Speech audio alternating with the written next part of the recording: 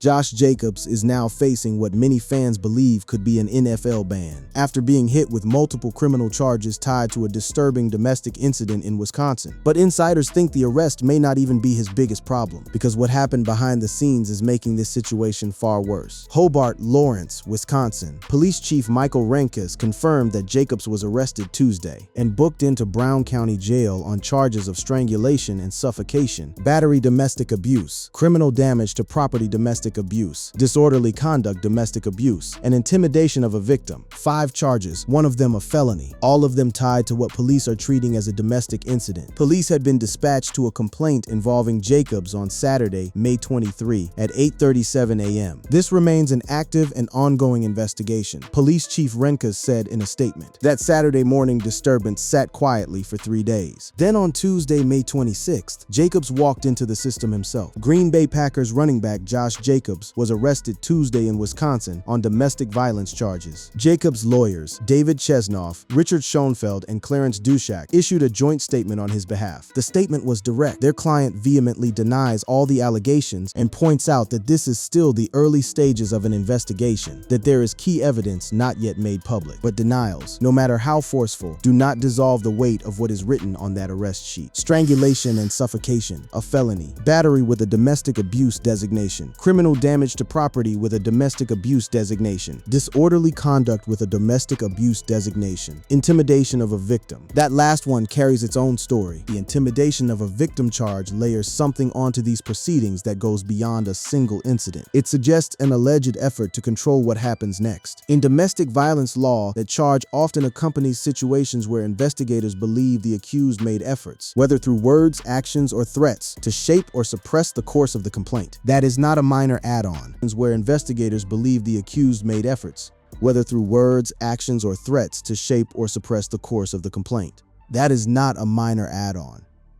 That is a statement about conduct after the alleged conduct. The Packers confirmed awareness. We are aware of the matter involving Josh Jacobs. As it is an ongoing legal situation, we will withhold further comment.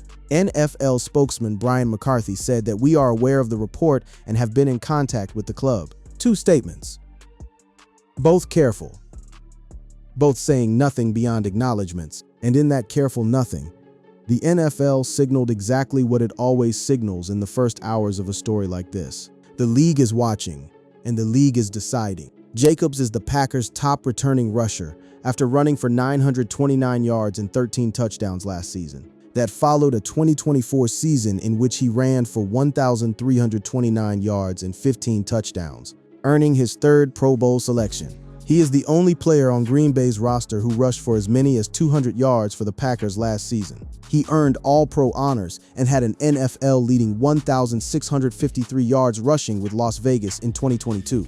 He has rushed for 7,803 yards and 74 touchdowns in his 7-year career. The only active players with more career touchdown runs are Baltimore's Derrick Henry and Buffalo's Josh Allen. That is the player the NFL is now in contact with the club about. That is the player whose name is on a Brown County Jail booking sheet. And that is exactly the kind of situation the NFL has faced before, where the player in the eye of the storm is too significant, too visible, too productive for the league to respond with anything other than extreme care. Because the last time the NFL tried to handle a story like this quietly, it became the most embarrassing chapter in the league's modern history. The question hanging over Green Bay, over the league office, and over everything Jacobs has built across 7 seasons is simple. What happens now? To understand what is at stake here, for Jacobs, for the Packers, for the NFL, you have to understand the arc that brought him to Green Bay. Because this is not just any player. This is a man whose story was built, brick by brick, into something that the NFL has spent years presenting as a symbol of what the league is supposed to represent. Joshua Cordell Jacobs was born February 11, 1998, a professional football running back who played college football for the Alabama Crimson Tide, and was selected by the Oakland Raiders in the first round of the 2019 NFL Draft. But what the draft profile does not capture is where Jacobs came from. Jacobs experienced homelessness in middle school. At the end of his rookie season in the NFL, he was featured in a Kia commercial reflecting on his experience with homelessness, which aired during Super Bowl LIV. That commercial ran in front of 100 million people. It was one of the most talked about moments of that Super Bowl. Not for the football, but for the person. A rookie who had spent part of his childhood without a home. Now in the biggest game's biggest ad slot, telling his story. That story became his brand. His powerful rags to riches narrative, from overcoming homelessness to becoming an NFL superstar, continues to inspire millions and underscores the importance of perseverance and dedication. On the field, the production backed up every word of it. Jacobs rushed for over 1,000 yards in each of his first 2 seasons, while being named to the NFL All-Rookie team in 2019 and to his first Pro Bowl in 2020.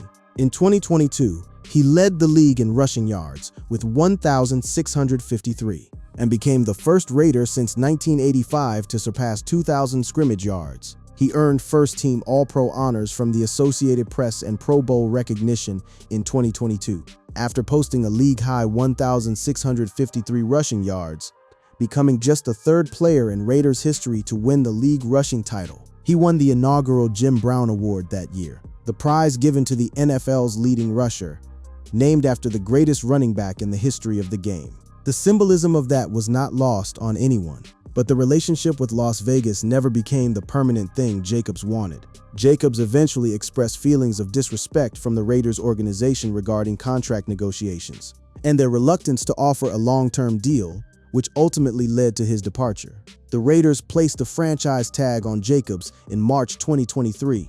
Jacobs and the Raiders then agreed to a 1-year deal worth up to $12 million. One more year. Not the long-term commitment he had earned. So when March 2024 came around, Jacobs walked. On March 14, 2024, Jacobs signed a 4-year, $48 million contract with the Green Bay Packers. The deal included a $12,500 signing bonus, $12,500 guaranteed, and an average annual salary of $12,000. Green Bay gave him everything Las Vegas would not, and he repaid them immediately. He earned Pro Bowl recognition in his first season with the Packers in 2024, posting a team-high 1,329 rushing yards and a career-best 15 touchdowns on 301 carries. The most rushing yards, rushing touchdowns, and total touchdowns by a Packer in his first season with the team. He became just the 2nd player in franchise history to register 1,600-plus scrimmage yards and 15-plus scrimmage touchdowns in a season. Joining Ahman Green in 2003, he was made a team captain. He was the anchor of the offense. He was, by every measure, exactly what Green Bay had paid for. With an average annual salary of $12 million, Jacobs is currently the 6th highest paid running back in the NFL, trailing Alvin Kamara, Jonathan Taylor, Derrick Henry, Christian McCaffrey, and Saquon Barkley. Jacobs has generated significant revenue through endorsements. He has maintained long-term partnerships with Nike, appeared in commercials for Kia, and has endorsed brands such as Bose and Tide throughout his career. That is the full picture. A man who built himself out of nothing, out of homelessness, out of being the kid nobody recruited, into a $48 million franchise cornerstone and a nationally recognized face on Super Bowl advertising. A team captain, a 3-time Pro Bowler, a leader in the locker room, and now a man booked into Brown County Jail on a felony charge and 4 misdemeanors, all carrying the domestic abuse designation. The gap between those 2 images, the Super Bowl commercial and the booking sheet, is not just personal. It is the kind of gap that forces the NFL to make decisions it never wants to make in public, under the full glare of a story that has already consumed social media and will not slow down. The 5 charges against Josh Jacobs are not equal in weight or gravity. They exist on a spectrum, and where they sit on that spectrum tells you everything about how this case will proceed, both in a courtroom and in the NFL's own disciplinary process. Start at the top. The felony, strangulation and suffocation. In Wisconsin law, strangulation and suffocation is a Class H felony, which carries a maximum sentence of 6 years in prison and up to $10,000 in fines. But the legal maximum is not the most important thing about this charge.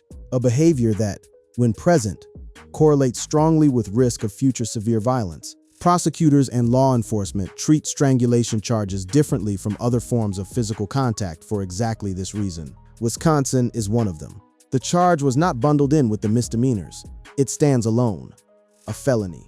and the NFL's own policy has specific language around it. With regard to violations of the policy that involve criminal assault or battery, felony, domestic violence, dating violence, child abuse, and other forms of family violence, a first violation will subject the violator to a baseline suspension without pay of 6 games, with possible upward or downward adjustments based on any aggravating or mitigating factors. The presence of possible aggravating factors may warrant a longer suspension. Possible aggravating factors include, but are not limited to, a prior violation of the policy, similar misconduct before joining the NFL, violence involving a weapon, choking, repeated striking, or when an act is committed against a particularly vulnerable person. Read that again.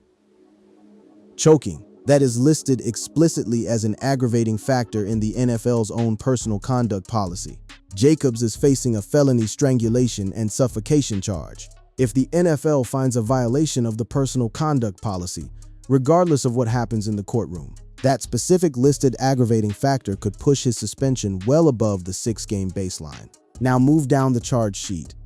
Battery with a domestic abuse designation. This is a Class A misdemeanor in Wisconsin. Up to 9 months in jail. A fine of up to $10. 0. It speaks to physical contact that caused bodily harm or pain. Criminal damage to property with a domestic abuse designation. Disorderly conduct with a domestic abuse designation. And then, the one that changes the narrative most. Intimidation of a victim. A player violates the NFL's policy when he has a disposition of a criminal proceeding, or if the league's investigation demonstrates that he engaged in conduct prohibited by the policy. In cases in which a player is not charged with a crime, or is charged but not convicted, he may still be found to have violated the policy if the credible evidence establishes that he engaged in prohibited conduct. That sentence is critical. The NFL does not need a conviction. It does not need the criminal case to conclude. The league can launch its own investigation, reach its own findings, and issue its own punishment, based on credible evidence, independent of anything a Wisconsin court decides. And under the personal conduct policy, the league has the power to place a player on the commissioner exempt list while that investigation is underway. In a prior case involving Cleveland Browns rookie Michael Hall Jr., the NFL announced he would be placed on the commissioner's exempt list and barred from practice or games until the league concluded its investigation. That was for a domestic violence arrest. If the NFL follows that same playbook with Jacobs, he could be barred from participating in team activities, including the 2026 season, before a single day of trial occurs. The personal conduct policy states, it is not enough simply to avoid being found guilty of a crime in a court of law. We are all held to a higher standard and must conduct ourselves in a way that is responsible, promotes the values of the NFL, and is lawful. That higher standard is the thing Jacobs' lawyers cannot argue away with a denial.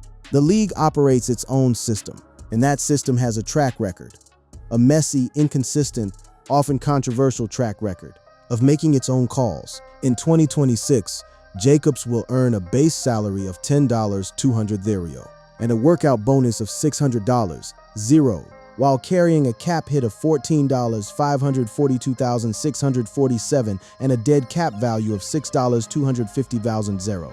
If the NFL places him on the commissioner exempt list, those payments stop. 6 games of suspension at a $12 million average annual salary represents approximately $4.2 million in lost pay. If the aggravating factors around the strangulation charge push the suspension longer, the financial damage compounds accordingly. And that is before the question of endorsements, the Nike deal, the Tide commercials, the Bose partnership, which do not typically survive a felony arrest without at minimum a quiet hold on activity. The Jackers are watching all of this with a specific dread. Jacobs' personal issue is a big question mark for the Packers, who are already in a tough situation in terms of running back depth. Emmanuel Wilson, the Packers' second leading rusher last year, signed with the Seattle Seahawks in the offseason. Green Bay's entire offensive identity, the ground and pound, clock-eating attack that Matt LaFleur has built around this specific player, sits in suspension, pun fully intended. The NFL has been in this exact position before, and the way it handled that history is the lens through which every new case gets judged. Because the league never fully escaped the shadow of what it did wrong the first time. The story that reshaped everything started in February 2014, in an elevator in Atlantic City, New Jersey. Baltimore Ravens running back Ray Rice and his then-fiancée, Janae Palmer, got into an altercation.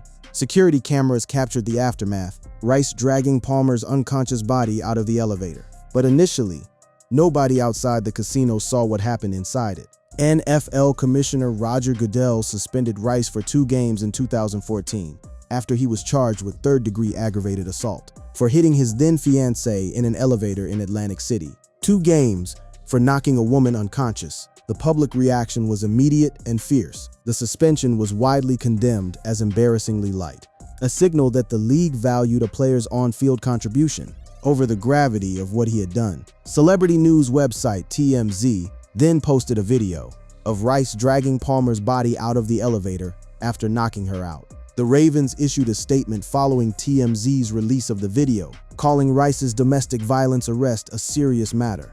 His action followed public outcry over Rice, initially receiving a 2-game suspension. That turned into an indefinite suspension after video emerged of him knocking his now-wife unconscious. Amid public criticism for the league's handling of the Ray Rice case, NFL Commissioner Roger Goodell apologized and said he didn't get it right. He didn't. And that admission, rare for a man who almost never admits anything, became the starting point for the most significant restructuring of the league's personal conduct policy in its history. In 2014, the NFL revised its domestic violence policy to mandate a 6-game suspension for a first offense. After receiving backlash to the 2-game ban given to Rice, probably one of the most evident changes to the policy is the new 6-game suspensions for first-time offenders, which is a monumental difference from before, where players in the past were suspended on average 1.5 games for prior domestic violence incidents before 2014. And then the escalation clause. A player's second offense can bring with it a lifetime ban from the NFL. But the new policy did not automatically produce consistent outcomes. Greg Hardy's case arrived next. Carolina Panthers defensive end Greg Hardy was convicted in July 2014 of assaulting and threatening a woman who contended the 6'4", 275-pound player, threw her in a bathtub and onto a sofa covered with guns before threatening to kill her. The charges involved him allegedly choking a woman and throwing her onto a couch covered in guns. Hardy appealed the conviction, and the charges were eventually dropped when the woman stopped cooperating with prosecutors. Hardy signed a new deal. He was suspended 10 games for domestic violence. Arbitrator Harold Henderson later reduced the suspension to 4 games. Then came Ezekiel Elliott. Dallas Cowboys running back Ezekiel Elliott was suspended 6 games in 2017 for domestic violence. The NFL suspended Elliott for the first 6 games of the 2017 season, despite the lead NFL investigator in the case reportedly recommending no suspension. His suspension stems from various off-the-field incidents, including being accused of domestic violence in 2016 by his ex-girlfriend. Despite never being charged, the NFL launched a year-long investigation into the allegations. No charge, no conviction, 6 games, because the personal conduct policy does not require either. Despite the new minimum penalties, the NFL continues to face public criticism that punishments have been inconsistent or selective. The NFL has a history of inconsistently punishing domestic violence amongst its players. Stars have survived suspensions and kept playing.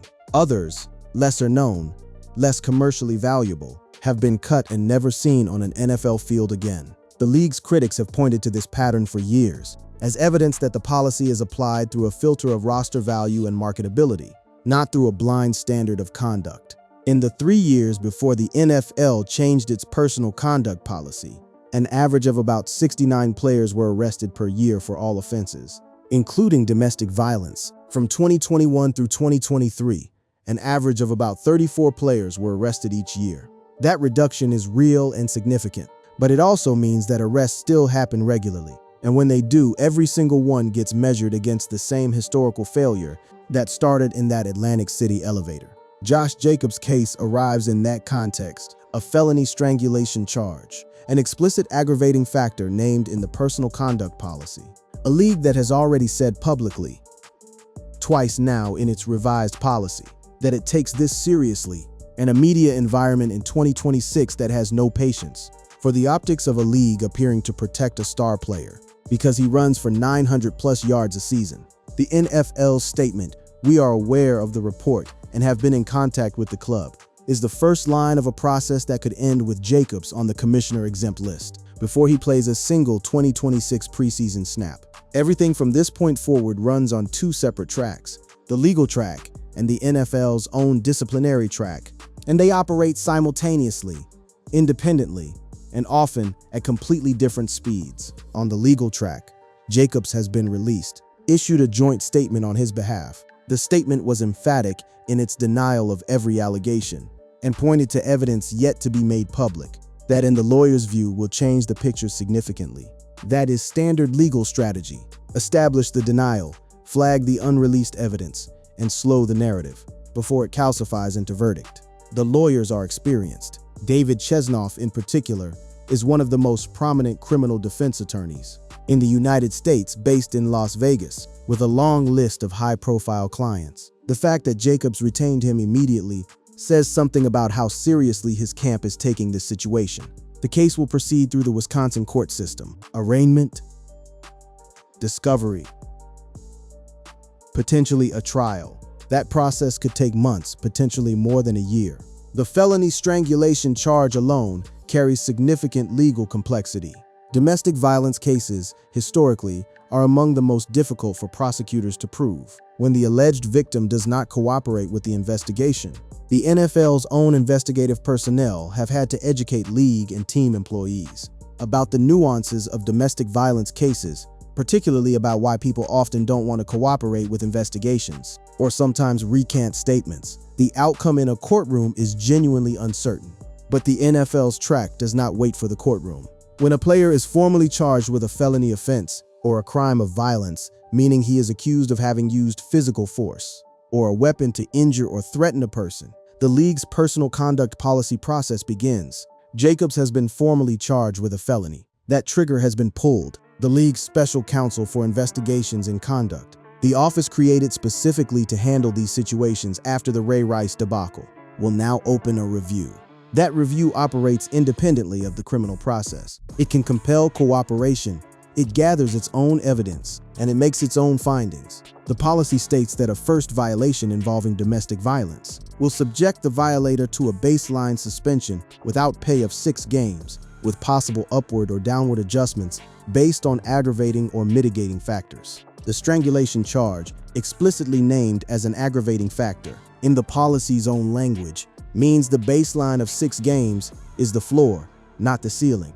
After the fallout surrounding Ray Rice's 2-game suspension following a domestic violence case in 2014, the NFL revised its policy for offenders to face a 6-game ban on the first offense and a lifetime ban on the second offense, with the chance to apply for reinstatement. There is no prior domestic violence violation in Jacobs' record. This is, under the policy's framework, a first offense. But first offense, in a case involving felony strangulation, a battery charge, property damage, disorderly conduct, and intimidation of a victim, is a framing that requires enormous amounts of context to process. The list of charges is not the story of a single reckless moment. It is the story of an alleged incident that progressed through multiple distinct criminal acts, suggesting, at minimum, an extended series of events rather than a single flashpoint. The public reaction to all of this has been immediate and loud. On social media platforms, the conversation fractured along familiar lines. There is outrage,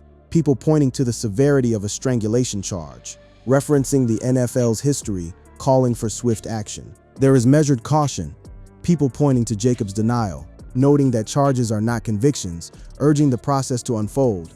And there is the predictable lateral conversation. Fantasy football rosters, Packers depth charts, trade speculation for available running backs. The NFL fandom is capable of holding enormous concern and sports pragmatism in the same sentence. And it does so every single time one of these situations unfolds. Since the Ray Rice case, the NFL has given nearly $34 million to the National Domestic Violence Hotline. The league also established a critical response team that assembles to assist a player or family member in crisis. Those are not nothing, but they sit in uncomfortable proximity to the reality that the league's enforcement of its own policy remains, in the eyes of many critics, fundamentally dependent on the profile of the player involved. So here is where everything stands. And here is the honest assessment of what the title of this video promised, and what the facts actually support. The NFL has not announced a ban on Josh Jacobs. As of the time this script was written, no suspension has been issued, no commissioner exempt list placement has been announced, and no discipline has come down from the league office. What has happened is that a star running back was arrested on 5 charges, including a felony, and the NFL confirmed it is in contact with the Packers. The machinery of the personal conduct policy has been activated. The investigation clock has started, but the word ban belongs right now to the space between what has happened and what could happen, not to what has been confirmed. What is confirmed is this: the charges are real, the felony is real, the arrest is real, and the NFL's own policy, its own written language, lists choking as an explicit aggravating factor that can push a suspension beyond 6 games. If the league's investigation finds sufficient credible evidence of a violation, Jacobs faces the most significant punishment the personal conduct policy allows at the first offense level. If a second violation ever follows, the policy says that ends in a lifetime ban. Jacobs has expressed that while individual awards are great for his legacy, his ultimate goal in the NFL is to win a Super Bowl, a feat he is determined to achieve with the Packers. That goal, along with everything else he has built, now hangs in a legal and institutional balance that neither he nor anyone watching this situation can predict with certainty. The NFL has been here before. It has fumbled this before. It changed its rules because it fumbled it. And now the rules it wrote after that fumble are the ones being applied in real time to one of its most recognizable offensive stars. What the league does next will say everything about whether those rule changes were ever about the principle or just about the optics.